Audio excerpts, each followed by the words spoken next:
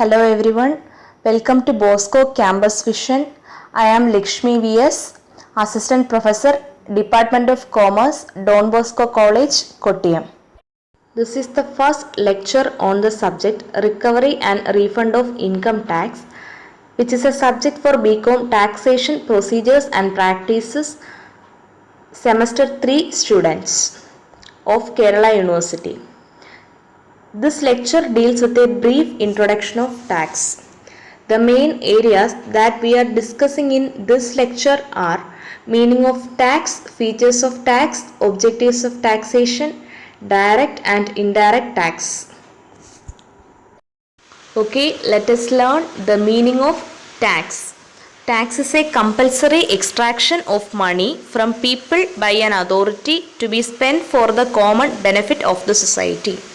As the meaning suggests, tax is a compulsory payment.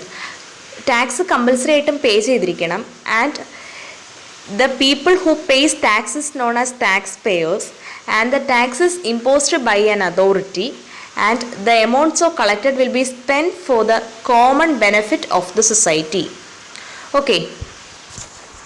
Okay, now we are going to study the features of tax and the first one is compulsory payment. As we studied in the meaning, tax is a compulsory payment.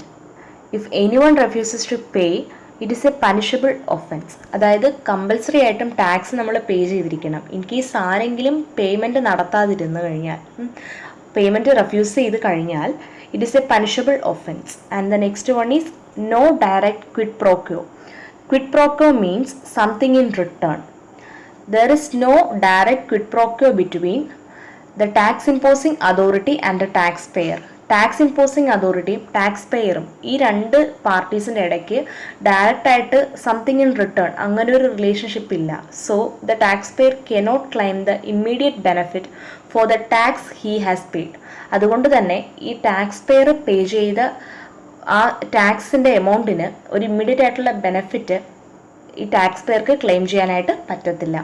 And the third one is payment for indirect service by government. Tax is a payment for indirect service by government to the community. കമ്മ്യൂണിറ്റിക്ക് indirect services government കൊടുക്കുന്നു, അതിനുള്ള ഒരു payment ആയിട്ടാണ് ടാക്സിനെ കണക്കാക്കുന്നത്. And the last one is time and mode of payment.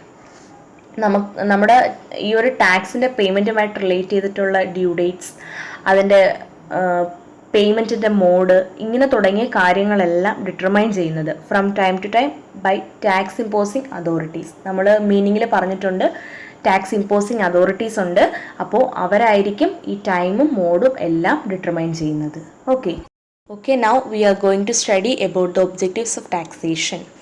And the first one is generation of revenue for government. The major aim of imposing tax is to earn revenue for government. ഗവൺമെൻറ്റിന് revenue earn ചെയ്യാനായിട്ടാണ് tax impose ചെയ്യുന്നത്. ഈ tax വെച്ചിട്ട് ഗവൺമെൻറ്റിൻ്റെ functions ഒക്കെ നടത്തും. And the next one is prevention of concentration of money. As we all know there are certain income limits. ആ income ലിമിറ്റ്സിന് മുകളിൽ പോകുമ്പോഴാണ് ടാക്സ് പേ ചെയ്യേണ്ടി വരുന്നത് അറ്റ് സർട്ടൺ റേറ്റ്സ്. അപ്പോൾ കൂടുതലും tax imposing authorities charges more tax on wealthy people. അപ്പോൾ ഈ ഒരു ഇൻകം ലെവലിന് ഹയർ ആയിട്ടുള്ളവർക്കായിരിക്കും ടാക്സ് കൂടുതലും വരുന്നത്. അപ്പോൾ അത് വെൽത്തി ആയിട്ടുള്ള പീപ്പിൾ ആയിരിക്കും. ഇങ്ങനെ കളക്ട് ചെയ്യുന്ന amount, the amount will be spend equitably over different parts of the country or States.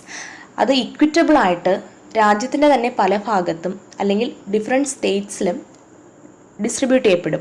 And this redistribution of wealth concentrated in certain states or parts of the country or group of people bring a socialistic pattern. അപ്പോൾ ഇങ്ങനെ കുറച്ച് ആൾക്കാരുടെ കയ്യിൽ അല്ലെങ്കിൽ certain സ്റ്റേറ്റ്സിൽ അല്ലെങ്കിൽ certain പാർട്സിൽ ഇങ്ങനെ concentrated ആയിട്ട് കിടക്കുന്ന ഈ മണി അത് റീഡിസ്ട്രിബ്യൂഷൻ നടത്തുമ്പോൾ ഒരു സോഷ്യലിസ്റ്റിക് പാറ്റേൺ തന്നെ അവിടെ ഉണ്ടാകും. ഇപ്പോൾ നമ്മൾ എക്സാമ്പിൾ പറയുകയാണെങ്കിൽ ലക്ഷറി പ്രോഡക്ട്സിനൊക്കെ ടാക്സ് കളക്ട് ചെയ്യാറുണ്ട്. അങ്ങനെ കളക്ട് ചെയ്യുന്ന tax it can be used for the upliftment of poor. അതായത് നമ്മുടെ പുവർ ആയിട്ടുള്ള ആൾക്കാരുടെ അപ്ലിഫ്റ്റ്മെൻറ്റിന് വേണ്ടിയിട്ട് അത് യൂസ് ചെയ്യാനായിട്ട് പറ്റും.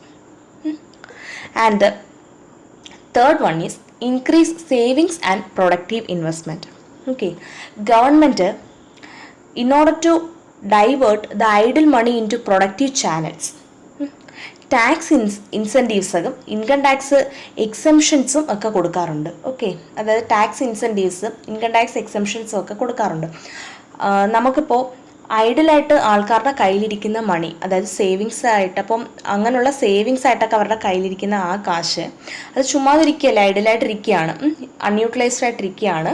അത് പ്രൊഡക്റ്റീവ് ഇൻവെസ്റ്റ്മെൻറ്റിലേക്ക് ഡൈവേർട്ട് ചെയ്യാനായിട്ട് ഗവൺമെൻറ് കുറേ ടാക്സ് ഇൻസെൻറ്റീവ്സ് ഒക്കെ കൊടുക്കും.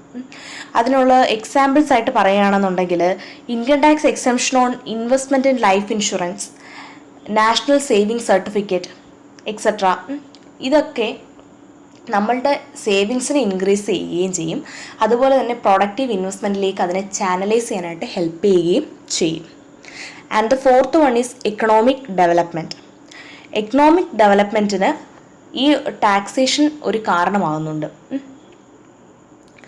മോർ ടാക്സ് നമ്മൾ, അതായത് കൂടുതൽ ടാക്സ് കളക്ട് ചെയ്യുമ്പോൾ it will lead to more revenue to the ഗവൺമെൻറ്റിന് കൂടുതൽ റവന്യൂ കിട്ടും. And it helps in rapid economic development.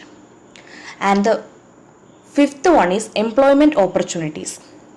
നമ്മൾ പറഞ്ഞിരുന്നു സേവിങ്സ് ഇൻക്രീസ് ചെയ്യും, പ്രൊഡക്റ്റീവായിട്ട് ഇൻവെസ്റ്റ് ചെയ്യുമെന്ന്. അങ്ങനെ ഇൻവെസ്റ്റ് പെടുമ്പോൾ ഇറ്റ് ജനറേറ്റ് എംപ്ലോയ്മെൻറ്റ് ഓപ്പർച്യൂണിറ്റീസ്. ഒരുപാട് എംപ്ലോയ്മെൻറ്റ് ഓപ്പർച്യൂണിറ്റീസ് അവിടെ ഉയർന്നു വരും. ഓക്കെ,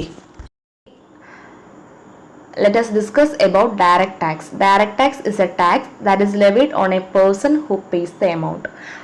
ആരാണോ ഈ എമൗണ്ട് പേ ചെയ്യുന്നത് ആ ആളിന് തന്നെയായിരിക്കും ടാക്സ് ലെവി ചെയ്യുന്നത്. That means there is no intermediary. ഈ ടാക്സ് ഇമ്പോസിങ് അതോറിറ്റിയും ടാക്സ് പെയറും തമ്മിൽ അവർക്ക് രണ്ടുപേർക്കും ഇടയിൽ ഒരു ഇൻ്റർമീഡിയറി ഇല്ല.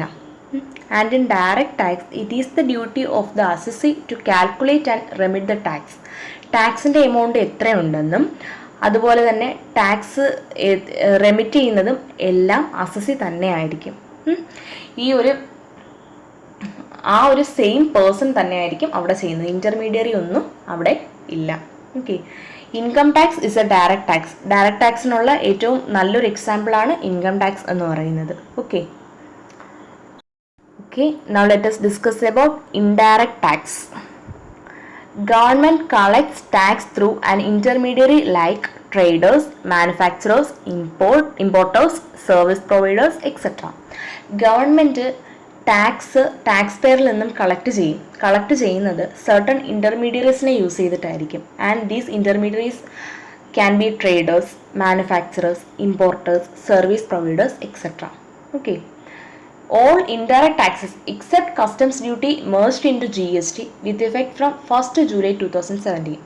1st July 2017 മുതൽ ഇൻഡയറക്റ്റ് ടാക്സസുകൾ, കസ്റ്റംസ് ഡ്യൂട്ടി ഒഴികെയുള്ള ഇൻഡയറക്റ്റ് ടാക്സസുകളെല്ലാം കൂടി മെർജ് ചെയ്ത് GSTയിലേക്ക് ആയിട്ടുണ്ട്. ഓക്കെ, അപ്പോൾ 1st July 2017 indirect taxes except customs duty ഒഴികെയുള്ള ഇൻഡയറക്റ്റ് ടാക്സസ് എല്ലാം മെർജ് ചെയ്ത് GST ആയി. Okay, hope you all understand the basics regarding tax. Thank you all.